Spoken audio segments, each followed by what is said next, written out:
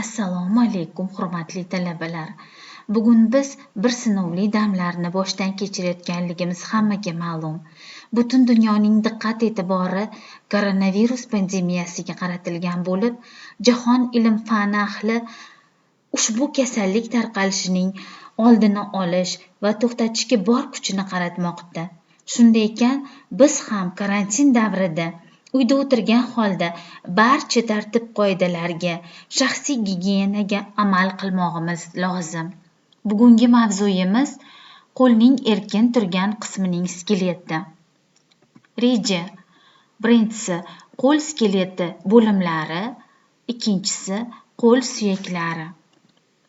Odam skeleti asosan tana, bosh va qo'l oyoq suyaklaridan tashkil topgan. Odamning qo'l skeleti bilan oyoq skeleti tuzilishida bir qadar o'xshashlik bo'ladi, lekin ular vazifalari bo'yicha bir-biridan farq qiladi. Odam oyoqlari vositasida bir joydan ikkinchi joyga yurib boradi va gavdani ko'tarib yuradi. Qo'l esa mehnat quroli bo'lib, ushlash vazifasini bajaradi. Qo'l va oyoq suyaklari joylashgan o'rniga qarab kamar hamda erkin turgan bo'limlarga ajratiladi. Qo'l ham, oyoq ham o'z kamarlari vositasida tana skeletiga qo'shilib ketadi. Qo'l va oyoqni erkin turgan qismining skeletini qo'l va oyoqni erkin turgan qismining skeletiga va yelka, chanoq kamarlarining skeletiga ajratish qabul qilingan. Yelka kamari kurak va umrov suyaklaridan tashkil topgan. Kurak yuzalari yassi uchburchak shaklda bo'lib, tashqi tomonda akremial o'simta va kurak suyagining ustki qismida tumshuqsimon o'simtalardan iborat. Kurakning bo'g'im chuqurligi yelka suyagi bilan birlashishga xizmat qiladi. Kurak suyagining suyaklanishi tumshuqsimon o'simtada yoshlik davrida boshlanadi va 16-17 yoshga yetganda suyaklanib qo'shiladi. Qolgan qismlarida esa 11-18 yoshga kelganda 18-24 yoshda suyaklanib bitadi. Umrov suyagi naysimon suyakdan iborat bo'lib, S harfi kabi biroz egilgan. U tana qismidan va ko'krak akremial uchlaridan tashkil topgan. Tana pastida konussimon do'mboqcha va trapetsiysimon chiziq joylashgan. Umrov suyagi embrionning 6 haftaligidan suyaklanadi. Bola 16-18 yoshga yetganda birinchi suyaklanish davri paydo bo'ladi. 20-25 yoshga borib suyaklanish davri to'xtatiladi. Qo'l skeleti qo'l kamari, qo'l suyaklaridan tuzilgan. Qo'l kamarining ikkita tomonini bittadan umrov va kurak suyaklari tashkil topadi. Qo'l suyagining o'zi esa 3 bo'limga bo'linadi. Birinchisi yelka bo'limi kamardan keyin joylashgan bo'lib, naysimon yelka suyagidan tashkil topgan. O'rta bo'lim bilak ikkita uzun suyaklardan tashkil topgan, ya'ni tirsak va bilak suyaklaridan tashkil topgan. Qo'lning distal bo'limi qo'l panjasining skeletidan tashkil topgan.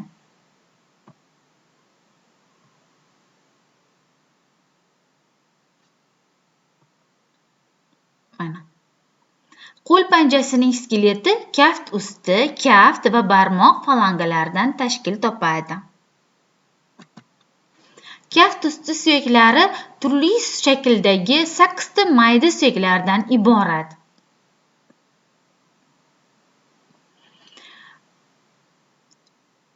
Ular 4 tadan 2 qator bo'lib joylashgan. Bulardan birinchi yoki proksimal qatori qayiqsimon, yarim oysimon, uchqirrali va no'xatsimon suyaklardan iborat. Ana shu 4 ta suyakning birinchi uchtasi o'zaro birlashib, ellips shaklida turgan bo'g'im yuzasini hosil qiladi va bilak yuzasiga birlashib turadi. No'xatsimon suyak faqat uch qirrali suyak bilangina qo'shiladi. Kaft usti suyagining ikkinchi yoki distal qatori katta trapetsiyasimon, kichik trapetsiyasimon shaklidagi kichik trapetsiya suyagi boshchali va ilmoqli suyaklardan tashkil topgan. Kaft usti suyagining nomlari shakllarga mos keladi. Ularning har qaysisida bir-biri bilan qo'shiladigan mos bo'g'im yuzalari va ba'zilarida kaft yuzalariga turtib chiqqan g'adir-budirliklari mavjud.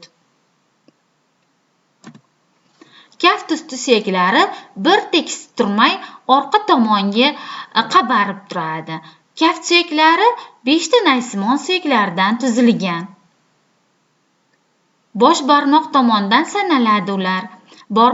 Barmoq falangalari kaft suyaklariga o'xshash kalta naysimon suyaklardan tuzilgan bo'lib, barmoqlarda oldinma-ketin qator joylashadi. Bosh barmoqdan boshqa 4 ta barmoqlarda 3 tadan, bosh barmoqda esa faqat 2 ta falanga suyaklari mavjud. Kaft suyaklari bilan qo'shilib turgan asosiy falangalar proksimal yoki birinchi falanga deyiladi. Keyingi ikkinchi yoki o'rta falangalar, oxirgi falangalar esa uchinchilari tirnoq falangalari deb ataladi. Bosh barmoqda birinchi va uchinchi falangalar bo'lib, o'rta falangalar bo'lmaydi. Bundan tashqari kaft suyagi bilan birinchi barmoq falanga suyaklari bo'g'im xaltasining kaft sohasida ikkita sesamasimon suyakchalari bo'ladi. Bunday suyaklar kaft bilan boshqa falanga suyaklari bo'g'im xaltalariga faqat bittadan uchrashi mumkin.